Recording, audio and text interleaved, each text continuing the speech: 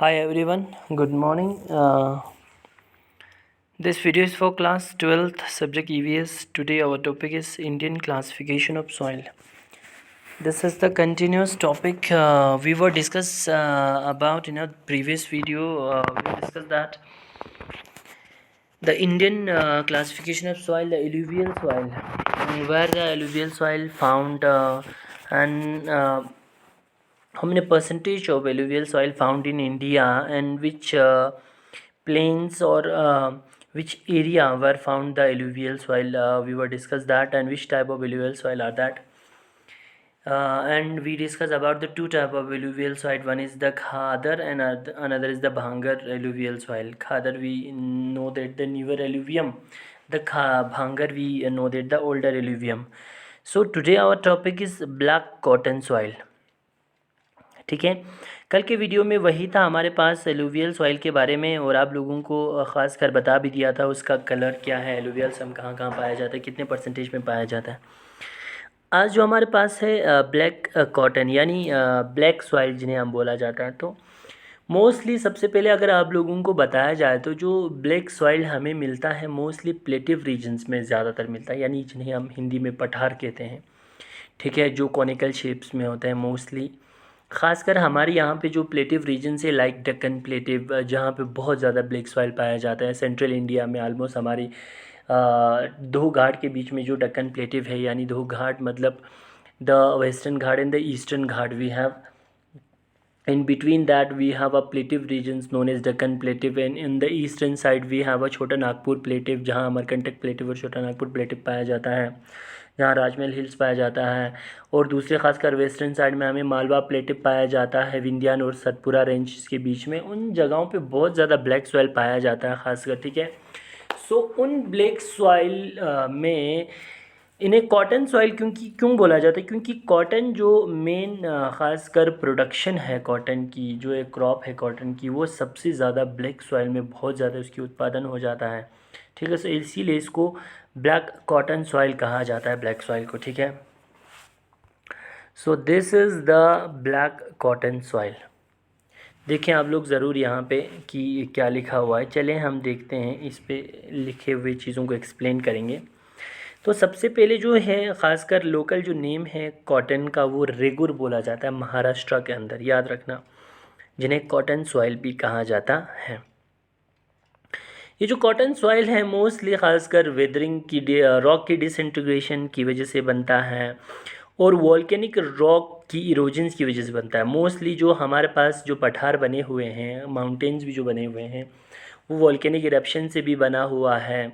और उन volcanic eruption से जब ख़ासकर मैग्मा की शक्ल्स में, मोल्टन की शक्ल्स में, जब beneath the surface of earth के अंदर जब होते हैं, तो रॉक्स जब वो बाहर होते हैं तो वो ख़ासकर इग्नेस रॉक बनकर आते हैं। तो वो इग्नेस रॉक जब इरोड हो जाता है, ख़ासकर वॉल्केनिक जो लावा है वो जब इरोजन से कहीं रॉक्स में चेंज हो जाता है, उन सभी रॉक्स को हम उन रॉक से जो डिसइंटीग्रेट होकर बनता है उन्हें हम ब्लैक सॉइल कहा जाता है। ठीक है, जो ज़्यादातर डेक्कन लावा प्लेटिव रीजन्स में हमें पाया जाता है। ये सबसे अच्छा सूटेबल सॉइल है ड्राई फार्मिंग के लिए, याद रखना, क्योंकि जिस एरिया में रेनफॉल की बहुत कम मात्रा आता हो। ठीक है, इसे डार्क ब्लैक इन इसका जो कलर है थोड़ा डार्क ब्लैक है, ख़ासकर टाइटेनिफरस मैग्नीटाइट की वजह से। ठीक है, एक मिनरल्स पाया जाता है इसके अंदर, एक मिनरल्स पाया जाता है, उसका नाम है टाइटेनिफरस मैग्नीटाइट। ठीक है, एक ऐसा कंपाउंड, दूसरा ख़ासकर जो कंपाउंड पाया जाता है वो आयरन और एलुमिनियम मेनली जो पाया जाता है ख़ासकर हमें रेगुर सॉइल में, रेगुर जिन्हें हम कहेंगे ब्लैक सॉइल। ठीक है, जो हमें दिखेगा हाईली स्वेलिंग होकर, ख़ासकर वेट दिखेगा हमें, ब्लैक सॉइल ज़्यादातर स्वेल होकर थोड़ा बहुत दिखेगा। और ख़ासकर श्रिंकिंग के लिए, जब ये ड्राई हो जाता है तो श्रिंकिंग के लिए बहुत ज़्यादा माना जाता है, सुकट जाता है ये एकदम से, highly shrinkage on dry due to the presence of उसके अंदर जो ख़ासकर माउंट मोरिनाइट मिनरल्स जो हमें पाया जाता है, ख़ासकर याद रखना। ठीक है, so this is all about the black soil. फिर इसके बाद हमारे पास है we have red soil. Red soil से पहले फिर से थोड़ा बहुत इसका दिया हुआ है आप लोगों को कि रेगुर यानी ब्लैक सॉइल जो ख़ासकर हाईली मॉइस्चराइज रिटेन करता है कैपेसिटी उसके अंदर, इसीलिए वो सूटेबल के लिए बहुत ज़्यादा ख़ासकर सूटेबल है। सनफ्लावर हो, जितने सारे साइट्रस फ्रूट हो, लाइक साइट्रस फ्रूट में जो नींबू आते हैं, ऑरेंज आते हैं, उस तरीके के ख़ासकर प्रोडक्टिविटी के लिए ब्लैक सॉइल बहुत अच्छा पाया जाता है, but not suitable for heavy irrigations. अगर जहाँ पे बहुत ज़्यादा इरीगेशन ज़्यादा होता हो तो उन जगहों पे ब्लैक सॉइल और या उस तरीके की प्रोडक्शंस नहीं हो पाते हैं।